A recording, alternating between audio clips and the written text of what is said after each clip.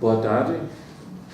Hoje vamos falar sobre aspectos sociológicos do conceito da contingência. Principalmente vamos falar sobre autores como Freire, Lyotard, Bauman, Maffesoli, entre outros, como por exemplo Carl Schmitt. Gilberto Freire não poderia ter escolhido um ano mais significativo do que 1933, o ano da ascensão de Hitler ao poder, para publicar seu livro Casa Grande e Senzala. Este livro é exatamente, na hora da vitória do ideário purista e racista no centro da Europa, um contraponto no pensamento social de extrema lucidez e importância. O primeiro curso de Sociologia no Brasil foi ministrado pelo próprio Gilberto Freire na Faculdade de Direito de Recife, depois da publicação de Casa Grande e Senzala. Em 1936, aparece Sobrados e Mocambos, livro com o qual Freire continua sua multifacetada obra como historiador social do Brasil.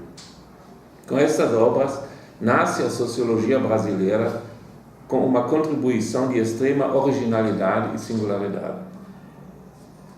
A contribuição de Freire é singular porque inclui o que a sociologia mainstream tinha sacrificado à sua visão racionalizante e intelectualizante do mundo, por sinal, os sentimentos e as paixões. Inclui o que a sociologia economicista tinha delegado ao segundo e terceiro plano das suas atenções, a cultura, e descreve como força social vital o que a sociologia funcionalista tinha ignorado, a busca individual do prazer. Freire elabora sua sociologia sem se importar muito com o rigor e o purismo metodológico, típico para a sociologia europeia da época, e adota uma metodologia aberta e não ortodoxa. O que aparece em Weber, sempre com uma conotação contraditória, isso é, a explanação dos tipos ideais, para nos dizer depois em uma nota de rodapé que, na realidade, seria tudo mais complexo, irregular ou até diferente, está em Freire no centro da atenção. Descreve essa realidade de uma maneira que revela a sua força motriz de uma maneira como se esta descrição fosse uma abordagem teórica. Passa dos detalhes para as grandes tendências históricas. Mostra como o interesse pessoal mesquinho é capaz de moldar estruturas sociais. Apresenta o homem na sua dimensão corporal e animalesca, sem se importar muito com o moralismo da teoria social oficiosa da época. Introduz reflexões sobre a relação entre a qualidade química do solo e a organização humana nos trópicos. Identifica a sexualidade como algo que não é somente relevante para a pessoa, mas também para o surgimento de uma determinada formação social. Obviamente, não podemos, neste lugar, tratar da complexa obra de Freire na sua totalidade. Não obstante, queremos chamar a atenção para a curiosa afinidade entre o discurso sociológico contemporâneo, com sua consciência específica da contingência, por vezes pós-moderna, e o olhar interpretativo de Gilberto Freire. Em que persiste essa afinidade? Primeiro, em Casa Grande e Senzala, procuramos, sem chance de êxito, uma teoria geral capaz de iluminar a evocação da imensidão de fatos que Gilberto Freire nos oferece. Não seria exagero dizer que Freire escreveu uma história cultural brasileira sem o recurso interpretativo de um referencial teórico. Curiosamente, consegue Freire apresentar os pequenos relatos, documentos, notas fiscais, poesias, piadas, cartas, análises da qualidade do solo, mapas antigos, diários de viagens, relatos de visitantes e pesquisadores, etc. E isso de uma forma que surge uma imagem do Brasil colonial com uma densidade que em nenhum momento do livro faz o leitor sentir falta de uma grande teoria. Segundo, ausente também é uma metodologia coerente e explicitada. Darcy Ribeiro fez sobre isso um comentário pertinente e mordaz. Ele diz: cabe uma palavra mais sobre o próprio lado método de Gilberto Freire, de que ele próprio tanto fala. Método não, mas sim pluralidade de métodos, tal referida e tal louvada. Em Casa Grande e Zenzara, simplesmente não há método nenhum. Quer dizer, nenhuma abordagem a que o autor tenha sido fiel. Nenhum método que o leitor possa extrair da obra como enfoque aplicável em qualquer parte. Terceiro, Freire introduz de forma explícita o conceito de hibridez, conceito caro da sociologia contemporânea para denominar a especificidade da colonização portuguesa. Diz o autor: a singular predisposição do português para a colonização híbrida e escravocrata dos trópicos explica em grande parte o seu passado étnico, ou antes cultural, de povo indefinido entre a Europa e a África. Nem intransigentemente de uma nem de outra, mas das duas. A influência africana, fervendo sobre a europeia e dando um acre requeime à vida sexual, à alimentação, à religião. O sangue mouro ou negro correndo por uma grande população brancarana, quando não predominando em regiões ainda hoje de gente escura.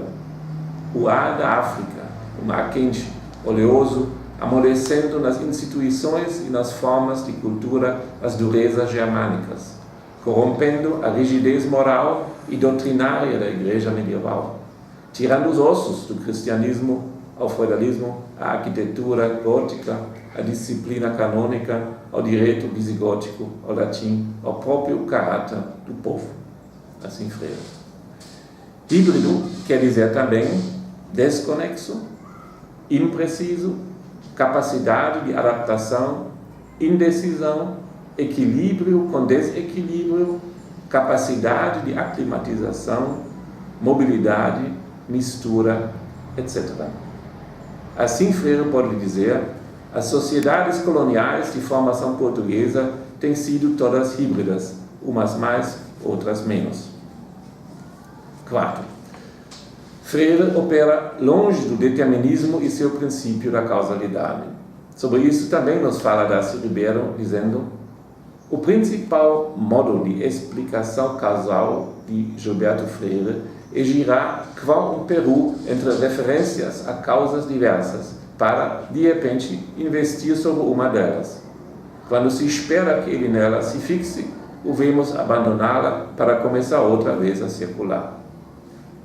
Ribeiro suspeita que, de forma subjacente, contenha a obra de Freire a teoria da causação circular, denominado assim mais tarde pelos funcionalistas. A ideia básica dessa teoria é a de que, como tudo pode chegar a ser, em dadas circunstâncias, a causa de qualquer coisa, não há, na verdade, nenhuma causa suficiente de nada. A informalização crescente das relações econômicas e sociais no processo da globalização foi denominada por alguns europeus de brasilianização. Teríamos, então, no próprio Brasil, há tempo estruturas, por sua ausência, que somente agora afetam os países europeus. Será que Gilberto Freire, com sua visão da hibridez do social, antecipou a tentativa pós-moderna de entender os novos tempos? De qualquer maneira, Freire é um autor marcante e precoce no campo do debate sobre a contingência na teoria social, que abre-se relativamente tarde a essa problemática. Assim, o livro de Lyotard, A Condição Pós-Moderna, de 1979, é tido o primeiro documento da postulação dessa reviravolta paradigmática no pensamento sobre a sociedade e, ao mesmo tempo, um texto programático para legitimar uma ciência pragmática e diversificante que oferece um antimodelo do sistema estável. claro que este antimodelo não propõe uma alternativa pura ao sistema, porque esta seria semelhante, como Lyotard sabe, ao próprio sistema. Trata-se então da busca do reconhecimento da heterogeneidade dos jogos de linguagem que renuncia à isomorfia da metanarrativa. Já Paul Feyerabend, na sua famosa exclamação "Anything Goes", tinha chamado atenção para a produtividade da anarquia, do caos e até do terror na história da ciência. Pois a contribuição de Lyotard saiu da discussão restrita à filosofia da ciência ou do campo da teoria do conhecimento e conseguiu desafiar os teóricos do social. Sua tese central, voltada contra todas as grandes teorias da época, sejam elas de cunho estruturalista, funcionalista, sistêmica ou marxista, é o seguinte: simplificando ao extremo, considera-se pós-moderna a incredulidade em relação aos metarrelatos. Em vez da metanarrativa da grande teoria, que propõe um caminho único e uma explicação exclusiva, poderíamos assistir ao advento de uma teoria, sinal de várias teorias e pequenos relatos descontínuos, conflituais e circunstanciais. A própria ciência nem seria mais o único locus de todo o saber acumulado, mas redimida a um subconjunto do conhecimento. Acima da ciência coloca Lyotard o saber enquanto um conjunto de enunciados denotativos, mas também misturado com as ideias de saber fazer, saber viver, saber escutar. Para o autor, o paradigma do conhecimento científico vinculado à prognosticabilidade está enfraquecido. Em vez disso, o pensar pós-moderno apresentaria ideias novas, como diz Lyotard, interessando-se pelos indecidíveis, nos limites da precisão do controle, pelos quanta, pelos conflitos de informação não completa, pelos fracta, pelas catástrofes, pelos paradoxos paradigmáticos. A ciência pós-moderna torna a teoria de sua própria evolução descontínua, catastrófica, não retificável, paradoxal. Muda o sentido da palavra saber e diz como esta mudança pode se fazer. Produz não o conhecido, mas o desconhecido, e sugere um modelo de legitimação que não é de modo algum o da melhor performance, mas o da diferença compreendida como paralogia. Fim da citação. A paralogia entende Lyotard como uma atividade diversificante da imaginação com o intuito de revelar os pressupostos de enunciados prescritivos, abrindo assim a possibilidade de mudanças. Desta maneira, desce a contingência do plano conceitual e começa a revelar seu potencial transformador, também na sociedade, que é assim como é, mas ela não poderia ser diferente.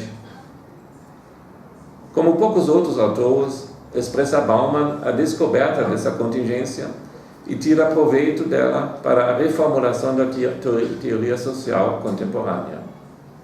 Sua objeção contra os filósofos e governantes modernos é que eles descobriram o caos, assim Bauman, e puseram a domá-lo e substituí-lo pela ordem. Este projeto moderno encarregou-se da tarefa de suprimir e exterminar tudo que seja ambíguo, de distinguir de forma clara entre o certo e o errado, entre aquilo que está dentro e aquele que está fora. Tal filosofia estaria vinculada aos nomes de Bacon, Descartes, Locke e Kant, identificados também por Richard Rorty como autores da filosofia fundadora da modernidade. Do ponto de vista sociológico, e isso continua sendo a perspectiva de Bauman, chama a atenção o fato de que o desejo filosófico de elevar a razão ao cargo de suprema legisladora correspondia à vontade dos déspotas esclarecidos de se empenhar para impor a ordem desejada sobre a realidade rebelde.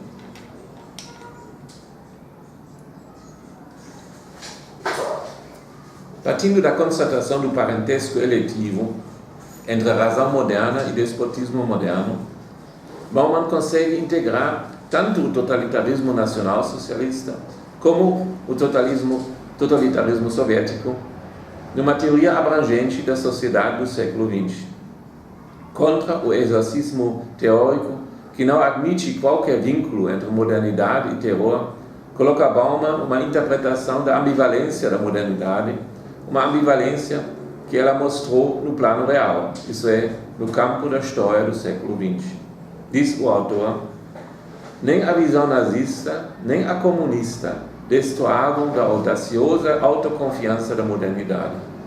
Meramente propunham fazer melhor o que os outros poderes modernos sonharam e talvez tenham mesmo tentado e fracassado em realizar.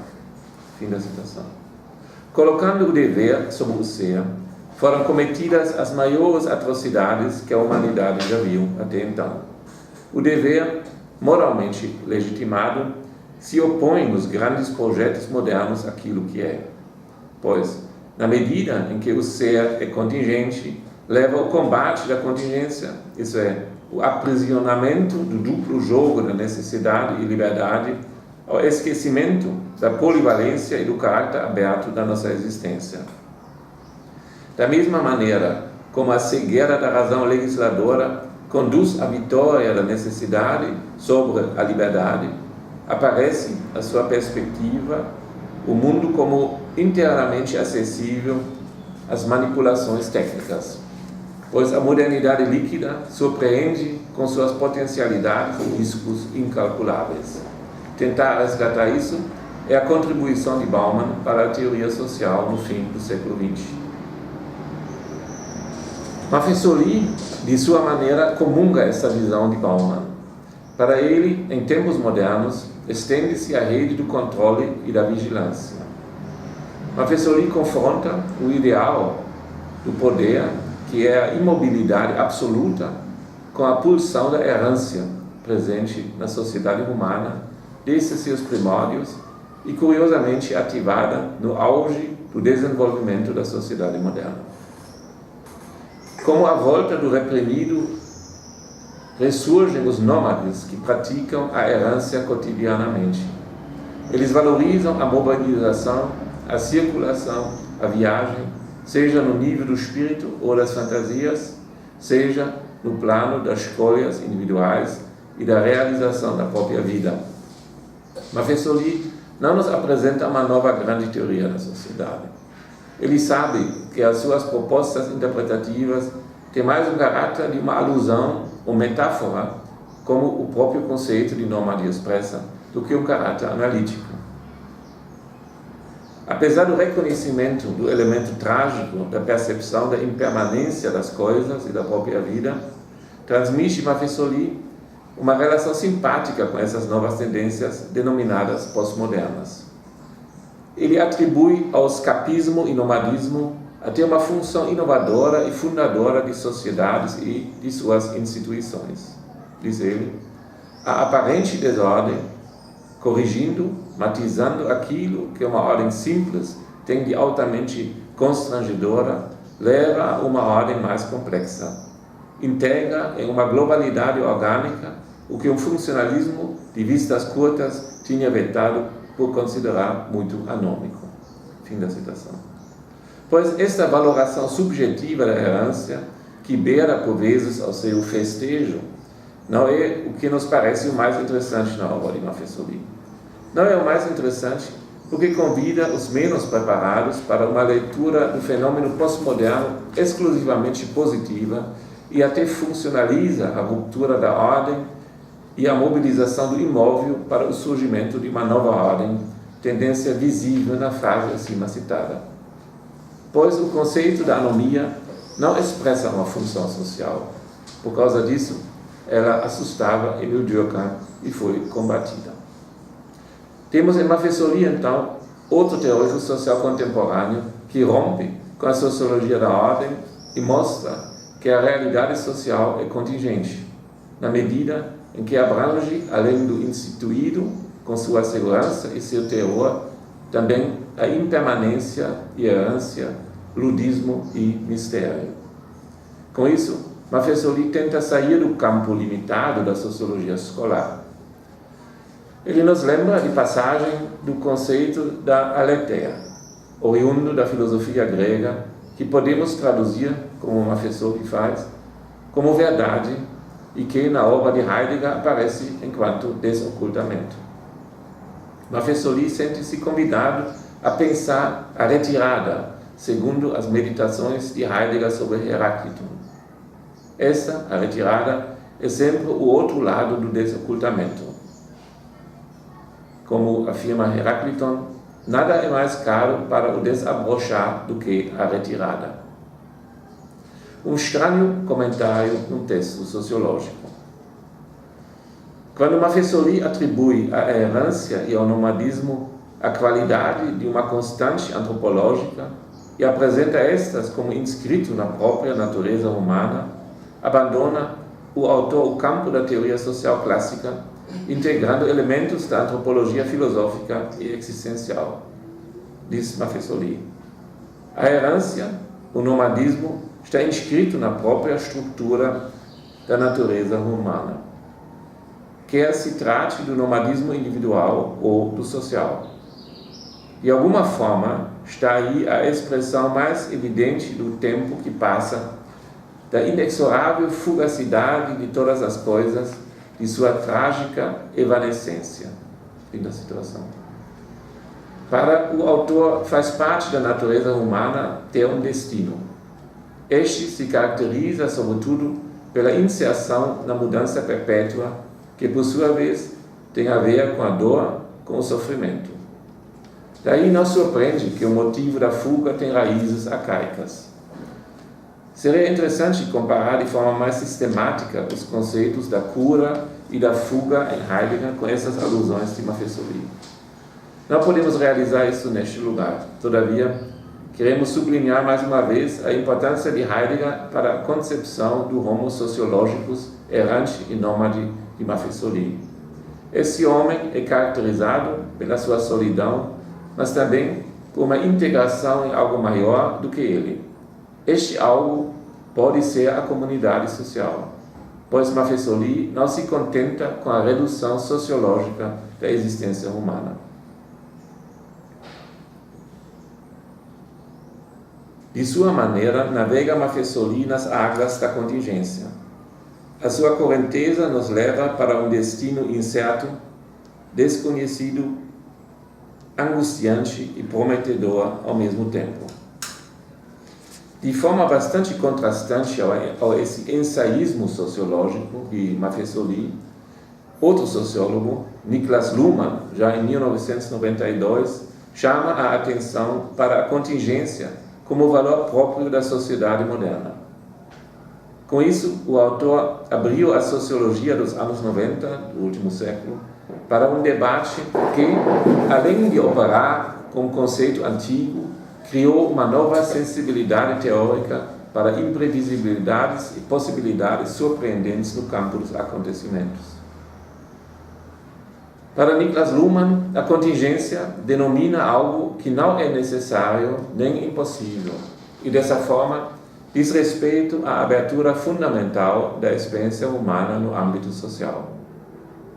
O conceito de contingência também se estende à percepção do mundo, que depende de distinções, exatamente entre aquilo que está dentro do sistema e aquilo que está no seu ambiente. Essas distinções podem ser feitas desta ou daquela maneira, são então contingentes. A necessidade da redução de complexidade deriva-se dessa abertura fundamental do agir e perceber humano. Sistemas sociais têm a função de reduzir a complexidade e controlar a contingência, possibilitando assim um agir direcionado e com sentido por parte do ator social. Para Luhmann, quando dois indivíduos entram em comunicação, surge o problema da contingência dupla. Isso resulta da dependência de cada indivíduo da ação ou informação contingente do outro. Eu sei que você sabe e você sabe que eu sei. Essa situação faz, na interpretação de Luhmann, da comunicação correta uma mera possibilidade ou até uma improbabilidade, facilmente verificável no momento do pênalti, quando o jogador e goleiro tentam fazer seus cálculos de ação na base da dupla contingência. Em decorrência do aumento da complexidade das sociedades modernas, resultado da sua diferenciação funcional, crescem as opções de ação para cada indivíduo. Para Luhmann, a contingência ganha nessas condições um lugar central na autodescrição da própria modernidade. Resumindo seu entendimento da contingência, diz o autor, tudo é contingente que nem é necessário nem impossível.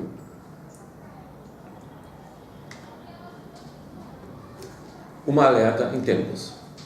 O significado pleno do conceito de contingência sempre integra ambos, necessidade e possibilidade. Isso seja dito para corrigir o desentendimento corriqueiro que confunde a contingência com o acaso, o arbitrário ou as possibilidades supostamente ilimitadas. Acaso e contingência não têm o mesmo significado. O acaso é possível porque o campo onde ele acontece é contingente. Ou, como nos diz Hoffmann, a contingência é a condição da possibilidade do acaso na forma da coincidência.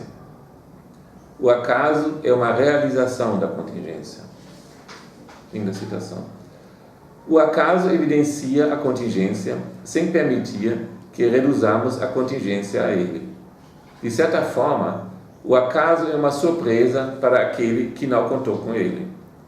Visto de outra maneira, ele pode ser o cruzamento de dois caminhos completamente determinados, como os percursos de um automóvel e de um pedestre numa esquina sem semáforo. Apesar de ser algo acidental, esse trágico evento contém duas necessidades, que se expressam na trajetória percorrida entre o ponto de partida e o objetivo do pedestre e do motorista. O comportamento racional dos dois atores, contando com uma gama de pré-condições da própria ação e se movendo sem desvios e perda de tempo na direção do objetivo premeditado, conta com as necessidades determinadas pelo caminho para se esbarrar com a coincidência de dois movimentos conflitantes. Esses movimentos, todavia, obedecem à mesma lógica e expressam a racionalidade de chegar a um determinado fim. Dessa maneira, o acaso não deixa de ser surpreendente, mas não desqualifica a validade das determinações e necessidades. A contingência nos fala exatamente do necessário e do possível ao mesmo tempo. Também o campo de ação dos atores é contingente. Este fato dificulta enormemente as pretensões de uma sociologia que parte da compreensão da ação social a partir da intenção do ator. Como vou entender a colisão entre pedestre e automóvel se eu sei que o pedestre queria entregar um buquê de flores na casa da sua mãe e o motorista buscar seus filhos na escola? O sentido visado que cada um dos atores atribui à sua ação ilumina as ações até o momento do infeliz encontro. A partir daí, entrega à sociologia compreensiva a sua competência e busca suporte na construção de tipos ideais. Estes, por sua vez, contam com a probabilidade da sua validez e atribuem os acidentes às irregularidades da realidade que deveriam metodologicamente ser negligenciadas. A racionalidade de fins, que domina cada vez mais as pretensões dos indivíduos, começa, na visão de Max Weber, a tecer uma rede densa que envolve toda a sociedade. Essa desenvolve, depois de ter conjugado ciência, técnica e empresa capitalista, a tendência de uma racionalização contínua e crescente. Já meio século antes desta abordagem, ouvimos de Marx e muitos dos seus contemporâneos algo semelhante. Uma força misteriosa, porque na sua virulência não explicada, faria que as forças produtivas crescessem e impulsionassem a sociedade através de crises econômicas e políticas na direção de uma sociedade razoável. Na medida em que o processo da modernização das sociedades europeias se apresentou no decorrer do século XX como uma sequência de acidentes, perderam tanto as filosofias do progresso, praticamente hegemônicas no século XIX, como a tese da racionalização contínua e crescente a sua força sedutora. A reflexão sobre a própria modernidade aumentou a percepção de que ela contém elementos que podem levar a este ou aquele resultado. Na muito citada exclamação da Rosa Luxemburg, a saber, socialismo ou barbárie, podemos verificar a eclosão da crise do determinismo marxista nos anos da Primeira Guerra Mundial. Quem apresenta cenários alternativos para o futuro da humanidade, socialismo ou barbárie, perdeu seguramente sua fé na determinação destas por leis históricas. A consciência da contingência começou a contaminar a ortodoxia marxista e fortaleceu uma filosofia da ação que deveria garantir o que as leis históricas não mais asseguravam. O ativismo russo, decidido a realizar a ideia de uma sociedade igualitária a todo custo, substituiu, consequentemente, o quietismo, o passivismo da social-democracia alemã, confiante no trabalho silencioso das leis da história a favor dos operários. Uma decisão em determinadas situações somente é possível quando existem alternativas. Estas, por sua vez, precisam ser percebidas pelo ator. Quando um ator está completamente envolvido em prescrições tradicionais, quando não percebe outras modalidades do seu fazer, falta o que podemos chamar a consciência da contingência. Sem a consciência das alternativas no campo de possibilidades, não existe ação propriamente dita, mas inércia, rotina ou costume. Com o advento dos tempos modernos, cresce a consciência da contingência e com ela a insegurança do ator que se vê na obrigação de decidir permanentemente entre opções. O pathos da decisão é a resposta a esta extrema insegurança sentida pelo ator. Esse pathos valoriza o apesar de tudo, para equipar sua frágil ação com as forças da vontade e da concentração. Concentrando as forças, aumentam as chances do sucesso de romper o cerco da realidade adversa. Não obstante, uma ação incisiva que se tornou cega para os seus riscos aumenta as chances de um fracasso acelerado.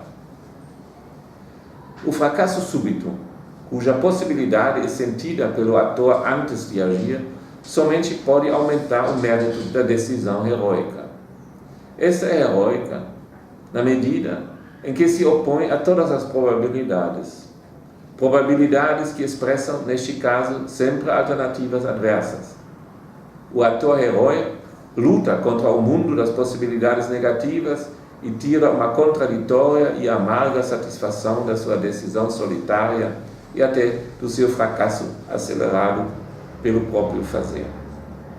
Pois, na medida em que as categorias políticas centrais migram de uma fundamentação religiosa ou metafísica para uma legitimação discursiva, perdem-se os parâmetros inquestionáveis que asseguravam a validade das normas e orientavam o ator. Não somente a ética e a moral social, também o direito torna-se objeto da disputa argumentativa, com consequências abrangentes para a sociedade contemporânea. Os que defendem a existência e validade de direitos invioláveis, como os direitos humanos ou determinadas cláusulas pétreas constitucionais, que de forma inquestionável regularizariam a convivência humana, veem suas posições relativizadas e denunciadas como arbitrárias. O reconhecimento de normas jurídicas seria resultado de lutas políticas e não o contrário. Isso quer dizer que a política antecede, nessa concepção, a ordem jurídica e os valores que a sustentam. Entre os que defendem a primazia da política sobre a ordem normativa é Carl Schmitt, provavelmente o mais destacado. Para ele, existe somente uma ordem quando o grau de associação e dissociação de pessoas fica aquém de uma relação de inimizade aberta. Todavia, é constitutivo para a manutenção desta ordem a distinção entre amigo e inimigo. Schmitt não se refere a relações pessoais de amizade ou inimizade, mas à vida pública, pois somente aqui a diferenciação entre amigo e inimigo torna-se politicamente relevante. Curiosamente, e com dramáticas consequências, Schmitt não fornece critérios para identificar o inimigo público, o que entrega a tarefa do discernimento entre amigo e inimigo na mão daquele que é capaz de instalar a ordem. Valores como a ideia da justiça ou da liberdade tornam-se, nesta perspectiva, completamente irrelevantes, pois não são os valores que constituem uma ordem. Schmitt diz: qualquer lei, enquanto regulamentação normativa, necessita para sua validade, em última instância, uma decisão política que a antecede, tomada por um poder ou uma autoridade politicamente existente. Cada unidade politicamente existente tem seu valor e a sua legitimidade de existir, não porque as normas estão certas ou úteis, mas na sua existência. O que existe enquanto grandeza política é, sob o ponto de vista jurídico, digno que ele exista. Fim da citação. Fizemos a referência ao Schmitt e suas reflexões dos anos 20 para mostrar como a mera decisão para esta ou aquela direção política se oferece como uma solução numa situação sem parâmetros ou valores que poderiam eliminar alternativas de ação. Mais uma vez, é o campo aberto das possibilidades que obriga a decisão entre opções. As opções crescem ad infinitum quando eliminam valores básicos que podem orientar o ator. Schmitt coloca o ator nesta posição, isso é, no vácuo valorativo. Não surpreende que a decisão enquanto decisão é a última âncora que nosso ator encontra. Se o ator é o próprio Estado, é ele que decide sobre o estado de sítio e define quem é o inimigo público, afirmando desta maneira sua soberania. A decisão, como meio de domesticação da contingência, pode resolver temporariamente o problema da ordem. A consciência da contingência depende, então, da percepção de alternativas e opções. Alguém que não pode ver que algo pode ser diferente, fica entregue às necessidades das circunstâncias. Essas circunstâncias são, não resta dúvida, plenamente contingentes, mas elas não se revelam como tais aos olhos do ator. O conceito de trabalho alienado da economia política exprime esta constelação na medida em que ela somente pode imaginar uma libertação ou apropriação do trabalho pelo trabalhador num plano social, classista, isso é, um plano macroeconômico. Este futuro sujeito, senhor do seu trabalho e imaginado por Marx, carrega, ainda como projeto utópico, as suas características como não sujeito e mero mecanismo de um coletivo de funções. Consequentemente, o marxismo do século XIX representa uma consciência da contingência distorcida. Essa pode imaginar uma outra ordem socioeconômica somente no nível em que se confrontam grandes sistemas alternativos. O conceito de trabalho, que abstrai do ator singular, corresponde a um conceito da política absorvido por estruturas, sistemas, classes e outras entidades abstratas. Os ganhos políticos e teóricos de uma perspectiva desta são possíveis somente pelo sacrifício das possibilidades do indivíduo concreto. Não obstante, com Max Weber, o conceito de trabalho deve perder a sua centralidade e o ator social entra no foco da atenção teórica. Hábitos, tradições e qualquer comportamento enraizado e repetido por costume dispensam a decisão. A tradição é o mais efetivo domesticador da contingência, pois, com o advento dos tempos modernos, muda o perfil da interação social e abre-se a caixa de Pandora. A ordem social tradicional está sendo submetida às forças corrosivas de múltiplos processos de racionalização que libertam as possibilidades nelas ocultas.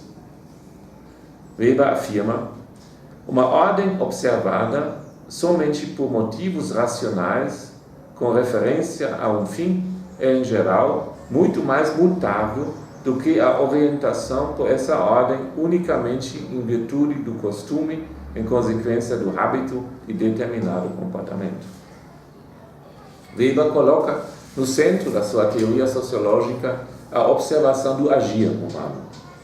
Com isso, afasta, num primeiro passo, a sociologia e o entendimento determinista da sociedade e abre-se para as singularidades da ação social. Não obstante, a sua insistência na supremacia da racionalidade fechou sobre a sociedade contemporânea o horizonte contingente que ele mesmo tinha apontado.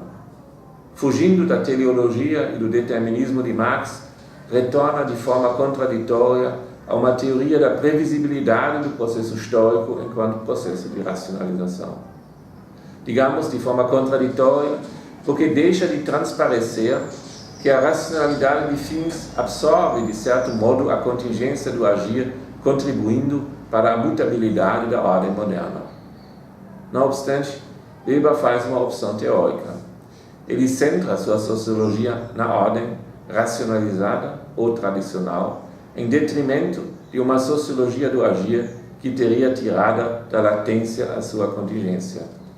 O tipo ideal da racionalidade de fins, purificada, como o próprio Weber diz, das irracionalidades de qualquer espécie, confunde-se na sua sociologia cada vez mais com a realidade para se apresentar finalmente como a mão fria da racionalidade que estrangula a liberdade. Com isso, Weber afasta-se, na sua monumental obra, de uma teoria da compreensão do ator e se aproxima de uma sociologia da ordem social.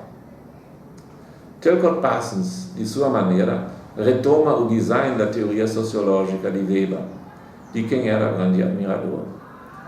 Apresenta-nos uma teoria do agir, alertando no contexto dela para o problema da contingência do social, dando, no decorrer dos seus estudos de 4 décadas, cada vez mais ênfase ao funcionamento do sistema social. Também Luhmann, se colocando na tradição de Parsons, possui uma aguda sensibilidade pelo problema da contingência, que aparece, segundo ele, a partir de observações de segunda ordem. A sua sensibilidade pelas possibilidades e realidades do social, todavia, sofre restrições por causa da sua insistência na auto-organização de sistemas. Com isso, a racionalidade de fins de Weber transforma-se em uma racionalidade sistêmica que dispensa o ator e também qualquer critério de verdade ou moralidade.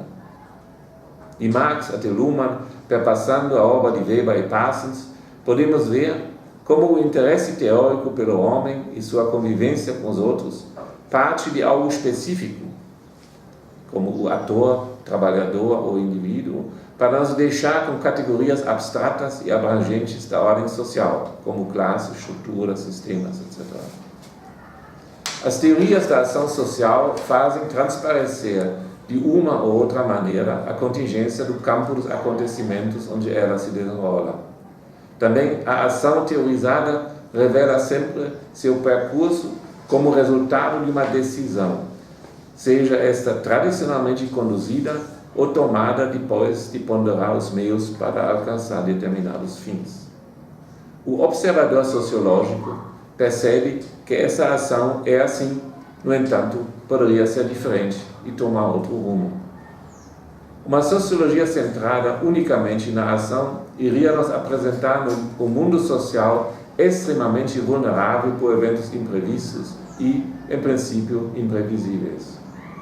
Seria essa condenação da teoria à imprognosticabilidade do fenômeno social a causa da convergência das sociologias para teorias da ordem social? Ou tornou-se insuportável para o pensador do social a consciência da contingência que revela, através da ação individual, a solidão do ator e o perigo anômico que corre? Seja o que for a causa da vitória da lógica sobre a confusa e por vezes ilógica realidade social, as teorias da ordem social tentam banir a contingência de um campo onde ela se manifesta e se impõe. A por vezes incômoda consciência da contingência estimula, assim parece, estratégias de fuga teórica que, de uma ou outra maneira, querem abortar uma compreensão do contingens e sua relação enigmática com o necessário. Obrigado.